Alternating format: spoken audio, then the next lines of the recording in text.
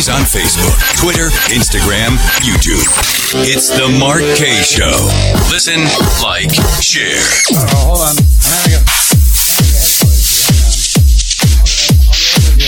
I'll be right with you. I'm having a headphone issue. I just got off the air. I was filling in for Herman Cain today, and that required some adjustments to my studio, and I didn't readjust everything. Let's see. Oh, there we go. Now I can hear myself. What's up, everybody? How you doing? Thanks so much for joining me, man.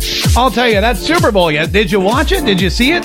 Did you experience the oh my genus that was Super Bowl LI? I mean, it was redonkulous. It was totally crazy. I don't even know how we all survived. I don't know how I'm awake right now, by the way, because it was as if the Super Bowl is not on late enough for somebody who has to wake up at 4:00 in the morning. It goes into overtime. The first time in history the Super Bowl has ever gone into overtime. And we were there, ladies and gentlemen. We were there to witness the entire thing. How exciting. Anyway, listen, I hope that everyone's having a great day. I don't know if you're at work or if you're at home or if you're like Herman Cain and you called in sick, or actually he didn't call in sick. It was all pre-planned. I knew about this days before.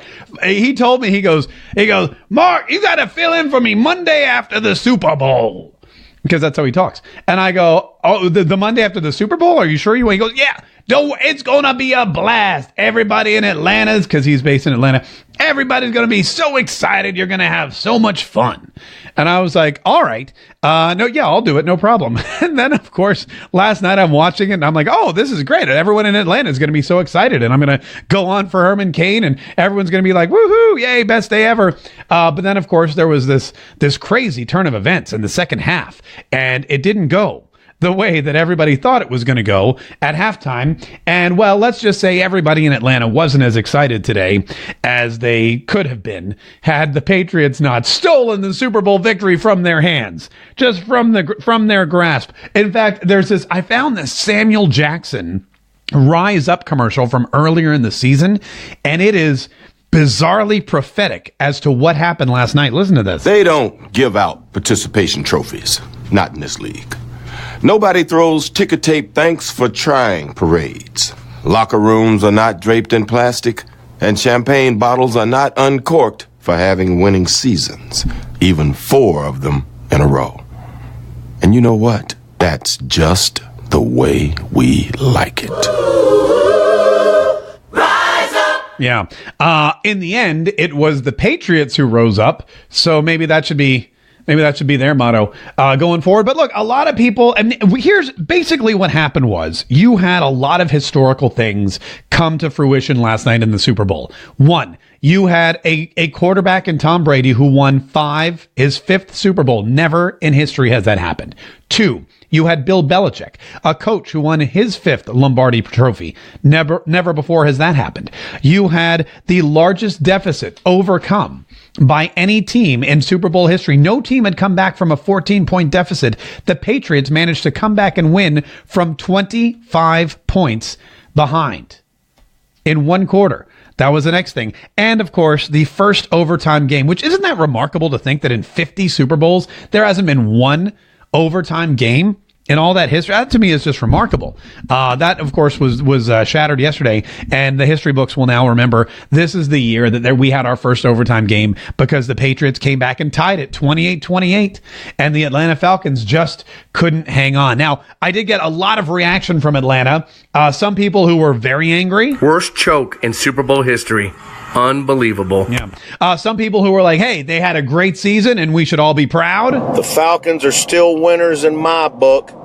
Come on, Atlanta, rise up. And then some people who thought there was a more devious, sinister plot behind the entire Super Bowl outcome. This is Andrew in Conyers, and my thoughts on the Super Bowl is that it was rigged along with the past other ones. These were 2 ghost stories of Peyton Manning's last year's Super Bowl and the most points overcome by a team ever in the first overtime by Tom Brady. It is clearly just rigged by the NFL. Thank you. All right, so now this guy's claiming that not just this Super Bowl, but the last Super Bowl were rigged by the NFL. And we're going to dive into that because, there may be some evidence one way or the other. But we want to talk about exactly who and why they would rig it and some of the responses. But before we do that, I'd like to ask you to please share this broadcast because we're also going to get into some of the politics that happened and also didn't happen during the Super Bowl. It was really, really kind of an interestingly the game itself was not political. The commercials, however, were overtly political, and we're going to discuss that at length. So if you would just take a second, a lot of people have called in sick. They're not at work today. They took the day off. Either they're celebrating or commiserating with the fans of whichever team, and maybe they're looking for something to do. So share this with them so that they can take a look at it and hopefully enjoy along with the rest of us, and they can also comment below. If you're watching on Facebook, it's easy to do. Just, of course, hit the like button, hit that share button. That's the most important thing. If you're watching on YouTube or if you're listening to the podcast on iTunes, would love for you to share that as well. It's easy as just, sending a text message to your friend or make sure you include the link and say, hey, look, I've downloaded this guy a couple times. He's worth the kilobytes. He's worth the data. At least, I strive to be worth your data. In fact, that's going to be my next t-shirt. Worth the data. Oh, speaking of t-shirts, we have extended once again the Working It Like Donald tee. Working It Like Donald. No president has done more or worked harder in their first few days than Donald Trump. He's up early. He's up late. He's got meetings all day. You work just as hard as he does. You are working it like Donald. WILD. You deserve a Working It Like Donald t-shirt. You can get those by clicking the link that I will put in the description or go to teespring.com/wildshirt. All right. So let's talk about Donald Trump, because there was a pregame interview that Bill O'Reilly gave with Donald Trump. And Bill O'Reilly talked about all sorts of things. They talked about immigration. They talked about what's his name? Gorsuch, the Supreme Court justice. They talked about all the things Donald Trump has experienced in his first couple weeks at the helm. And then, of course, Bill O'Reilly pressed him to make a choice about the Super Bowl and a prediction as to the outcome. Who would win? What would the score be? And Donald Trump said, look, for a fact that I am friends.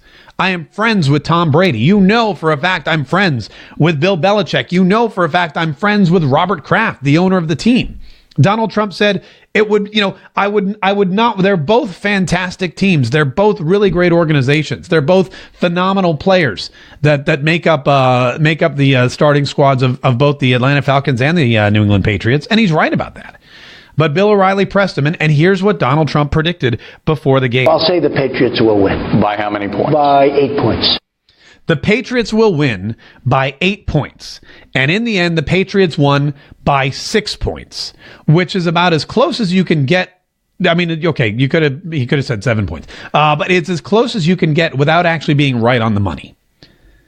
The Patriots won by. I'm surprised that CNN hasn't run with some kind of article yet, either saying Donald Trump fixed the Super Bowl the way he fixed the election, maybe with Russian hackers, maybe Vladimir Putin was able to hack into the Eagles or the Falcons playbook rather. And no one wants to hack into the Eagles playbook. In fact, he hacked into the Falcons playbook and delivered it to Trump, who then in turn sent it to Bill Belichick at halftime so they could study it in the locker room and come up with a game plan that would cause them to win, to overcome the odds.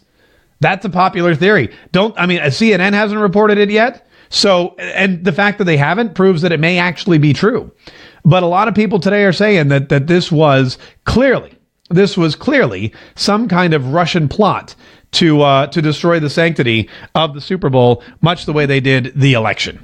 So I'm not saying that happened. I'm just telling you what other people are saying about the Super Bowl today. If you think about the way it went down, if you think about the deficit that was overcome, you've got two really great stories. And in fact, one of the people that I was talking to in Atlanta today, listen to what they said. This is how they summed up the game. And I think a lot of people feel this way.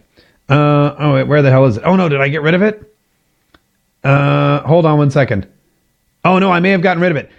He basically said it was a tale of two halves. A tale of two halves. Much like Star Wars, it was A New Hope versus The Empire Strikes Back. And you had on one side a young alliance of Jedi, up and coming, the Atlanta Falcons, who've been fighting and struggling, who've been proving their mettle, who've been overcoming great odds all season long. And then they were facing the Dark Lord of Bill Belichick and Tom Brady, an organization that has just basically had an iron grip on the NFL and the Lombardi Trophy for almost a decade. And it was a battle like we would see on the silver screen, and it came down to the very last moment. An epic story of good versus evil. Now, I'm not going to say Tom Brady's evil. To be perfectly honest with you, I would have loved to have seen the Atlanta Falcons win. I definitely would have loved to have seen them win, and I think they deserved it. I think they fought hard, and some of the passes that Matt Ryan made, some of the catches that Julio Jones made, I mean, it baffled me. It was beyond any kind of, human athletic. I mean, I'm not athletic at all, so there's no way I could even comprehend it. But it was beyond any kind of human comprehension as to somebody's athletic abilities, and the whole team was like that. But the Patriots, they had remarkable moments of their own. They had remarkable moments of their own, and they came up, and whereas the Atlanta Falcons would have won their first Super Bowl and made it super exciting, you've got the Patriots who won their fifth, who made history. And that also is exciting to see great players continue to be great year after year after year. They don't give out participation trophies. Yeah, no, I'm sorry. I'm sorry. They sure don't. But you know what? Better luck next time, Falcons. There's always next year, and you guys are going to have a great new arena, a great new stadium to play in. And again, you should be proud. You had a fantastic season. I will say this on a side note before we get into the politics of the commercials and things. We put my son to bed about a little after halftime. We're like, look, it's 9:30. Clearly the game's over. What happened was I guess after halftime, the Patriots came back in and they let Atlanta score again, making it 28-3. So we put the kids to bed. And then just moments after that, something amazing happened. And the Patriots got the ball back on a Matt Ryan fumble, and they were about to score. So I woke my son up. My wife said, get him back down here. Right? We woke him up. We brought him back down, and we said, you have to watch this. You have to watch this. Something amazing is about to happen. And we let him stay up for the whole thing. And thank God we did, because otherwise we would have been the worst parents in the world to cheat our kid out of that kind of a historic football moment, watching history being made with the first overtime game. I mean, he's a wastoid today. He's not going to get anything accomplished, but at least he had fun. You know what? You always have to take advantage of letting your kids watch history live as it happens. Now, a couple of other things that happened. By the way, I have to play this. Guy's funny. This pain we're feeling is not just from the Falcons. It's a cumulative effect. It's the Braves. It's the Hawks. It's every hockey and soccer team we've ever had. And we just can't seem to get over the hurdle. It's brutal being an Atlanta sports fan. I will say this, however, Georgia Tech won the TaxSlayer.com Bowl this year. So you do have that. You do have that going for you. All right. Now, a couple of the other things that we should mention are the politics of the Super Bowl. And this year was very political in the NFL. You had all the...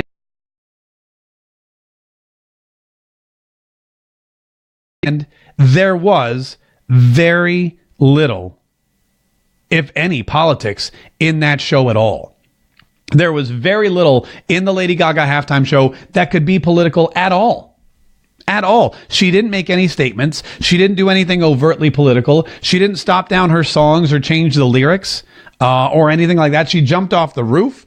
One guy called in earlier today and said, hey, you know what? She yelled out to mom and dad, and that's a microaggression because not all families are made up of a mother and a father. But otherwise, there was nothing else in the entire Super Bowl halftime show that anyone could deem as a political message from Lady Gaga, which was surprising to a lot of people.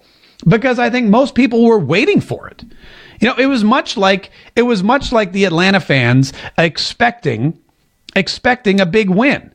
They were expecting at all costs that their league MVP, that their dirty birds, the ones who just basically pummeled Aaron Rodgers, sent the Green Bay Packers packing, kept them scoreless in an entire first half in the NFC Championship game.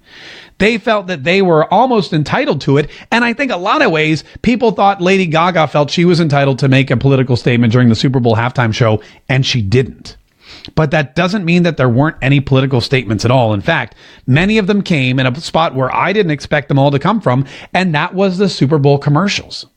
It was the Super Bowl advertising. And I had to sit and think to myself, why on earth, why in the world are all of these Super Bowl commercials getting political? I mean, as an advertising agency, as somebody whose job it is to get as many consumers to lay down money for a particular product, why on earth would you want to try to ostracize an entire an entire group of people. Why on earth would you want to take a side one way or the other against an issue that affects so many people so emotionally and politically? Why would you want to take half of your audience and put them aside and say, you know what, our views aren't in line with your views, so maybe we shouldn't do business together? Just doesn't make sense to me. But that's what companies were doing over and over and over again. One of the most political ads, directly political, was for a company called 84 Lumber. And 84 Lumber had an ad which showed a young girl waking up in Mexico. She goes to her mom, wakes her up in the middle of the night.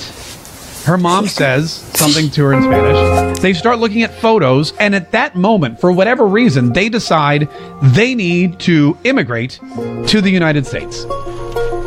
They need, all of a sudden, here's what happens. They say, they wake up in the middle of the night, the daughter says something to the mom, and for whatever reason, they're like, we got to go now to the U.S. And they go to town, they find a coyote, which is a guy who smuggles people across the border. She gives them whatever little money she has. They get in a truck. Then they're traipsing across a river and a desert, and they're going on and on and on. And they're getting closer and closer to the United States of America. And all along the way, all along the path, this little girl is picking up little scraps of paper and cloth, and they come to barbed wire, and there's a torn shirt on the barbed wire fence, and she picks that up as well, and she puts it in her pocket. And then at night, when they're camped out, trying to stay away from the real coyotes, she's working on something. And then they start walking closer and closer to the United States of America. And at that point, the commercial ends. And a sign comes up directing you to a website. It says, to see the conclusion, go to journey84.com. And so, just out of curiosity, I was like, well, I got to go to journey84.com now. And I grabbed my phone and I went on to Journey84, and I got a white screen with a little message at the top that says, we're sorry, the server cannot be reached at this time. And I hit Twitter and I realized everybody else was trying to get on it too, and their server crashed. $5 million down the tubes because they spent all their money on advertising and no money upgrading their server space so that they could make sure that all of these people that they were directing traffic to their website could actually see what was on their website. I finally got to watch it late this morning when I woke up, and it was so controversial. Apparently, Fox deemed this commercial to be so controversial that they pulled the plug on it, and they made them cut it in two.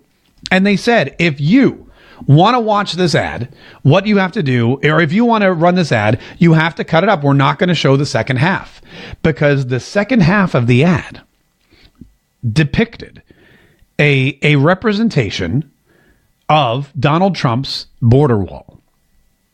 It was an ad for this lumber company that depicted, it showed you this border wall along the border of the United States and Mexico. And it was the mom and the daughter finally at the end of their quest, walking up to what appeared to be a huge cement wall. And the girl pulls out her little tattered project that she's been working on, and it's an American flag, red and white and blue strips that she's turned into a patchwork makeshift American flag. And the mother looks despondent up at this wall, and the little girl looks at her flag and is like, where's our American dream? And then all of a sudden, these